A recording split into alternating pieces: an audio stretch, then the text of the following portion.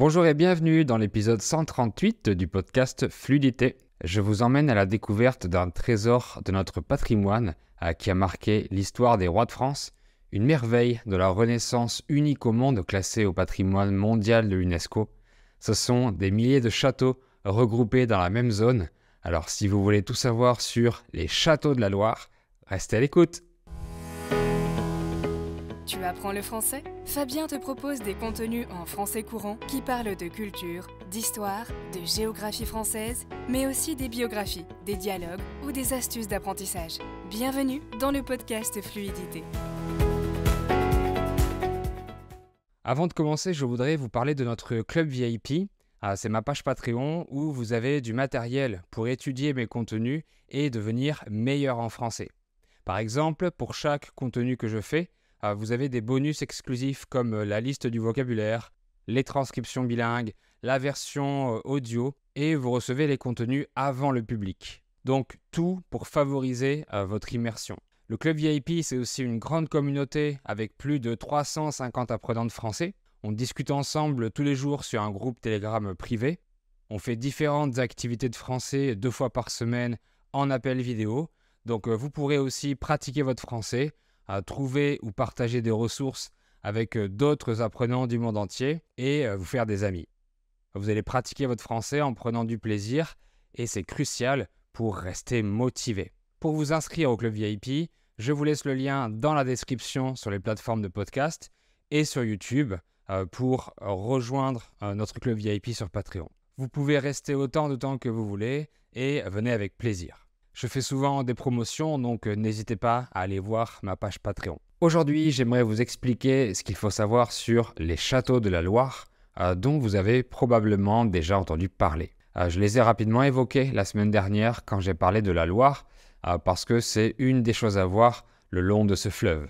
D'ailleurs, les châteaux de la Loire sont un point d'intérêt touristique majeur en France, qui attire plus de 4 millions de visiteurs chaque année. Donc la Loire, l'un des fleuves français les plus importants, est plutôt sauvage, sans barrage, et autour duquel on a construit à l'époque des rois, des milliers de châteaux majestueux. Donc je vais vous résumer l'histoire qu'il y a derrière. Je vous évoquerai les châteaux les plus connus, et on verra les activités qu'on peut faire autour.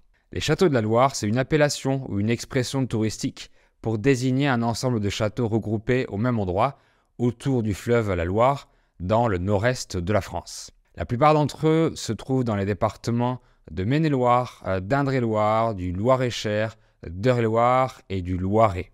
Ces départements se situent en région centre et Pays de la Loire. Je réexplique un peu la géographie française.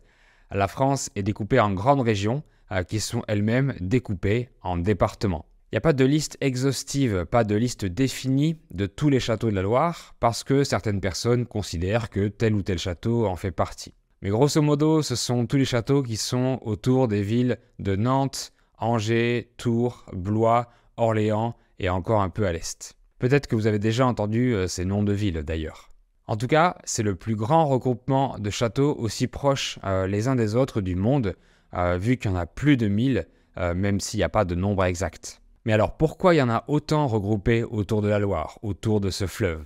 Je vais vous expliquer un peu d'histoire, mais sans utiliser de termes trop spécifiques, parce que l'histoire des rois de France et de leurs batailles est assez complexe à comprendre, même pour nous les natifs. Bon, la plupart des châteaux de cette zone ont été construits ou rénovés au XVe et au XVIe siècle, durant la Renaissance, même si certains datent du Moyen-Âge. On est à l'époque de la guerre de 100 ans entre la France et l'Angleterre. J'en ai fait un épisode complet d'ailleurs, si vous voulez tout savoir à ce propos. La Loire représentait une délimitation entre des zones de conflit, sans rentrer dans les détails maintenant. Donc beaucoup de forteresses servant de protection ont été construites autour du fleuve durant ces longs conflits. Et d'autres châteaux ont été bâtis durant des batailles précédentes entre des ducs de la région. Les rois de France se sont installés dans la vallée de la Loire vers le milieu du XVe siècle, afin de fuir Paris envahi par l'ennemi. La jolie ville de Tours, située sur le fleuve Loire et en région centre, deviendra même la capitale du royaume.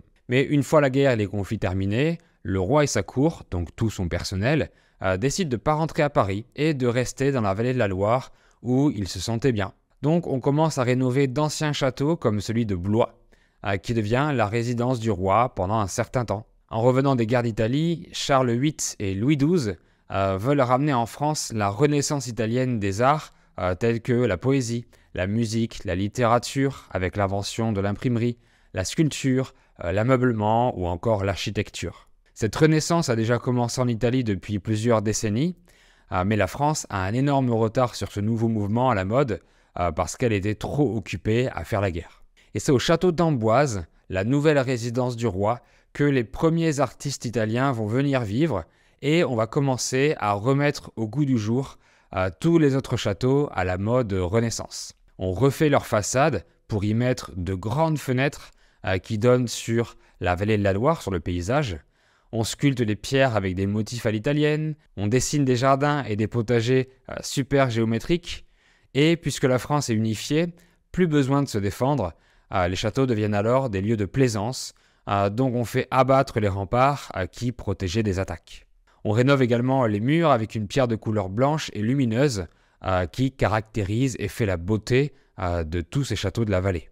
Et c'est ainsi que la Renaissance en France a commencé dans la vallée de la Loire. Ce sont également les proches ou les employés du roi qui vont se faire construire des châteaux autour des souverains, comme le magnifique château de Chenonceau, dans le top 10 à visiter, avec ses arches qui enjambent la rivière le Cher comme un pont. Ou encore celui d'Azay-le-Rideau, un chef-d'œuvre typique du style Renaissance qui a été construit sur les berges de l'Indre, une autre rivière qui se jette dans la Loire. Au sujet des artistes italiens qui sont venus travailler en France, vous connaissez déjà le meilleur de tous, un génie qui savait tout faire, qui était peintre, architecte, ingénieur, scientifique, celui qui a peint le tableau le plus célèbre du monde, bien évidemment, je parle de Léonard de Vinci. Oui, je sais, pour nos amis italiens, la version française de son nom et prénom est un peu bizarre. François Ier, devenu roi en 1515, en 1515, offre un revenu à Léonard pour le loger au château d'Amboise, plus précisément juste à côté, au château du Clos-Lucé, qui sera la maison de Léonard de Vinci pendant 3 ans. De Vinci se fait nommer par François Ier premier peintre, ingénieur et architecte du roi. Rien que ça. Mais le peintre meurt en 1519 et sera enterré au château. De nos jours, sa tombe a été déplacée dans une chapelle juste à côté du château d'Amboise, dans la chapelle Saint-Hubert. Donc pour les fans de Vinci, vous pourrez voir sa dernière maison, le château du Clos-Lucé, voir sa chambre, son jardin, mais il y a aussi des maquettes fabriquées qu'il avait dessinées, mais qu'il n'a pas pu réaliser avant sa mort. Le roi François Ier veut se faire bâtir son propre château.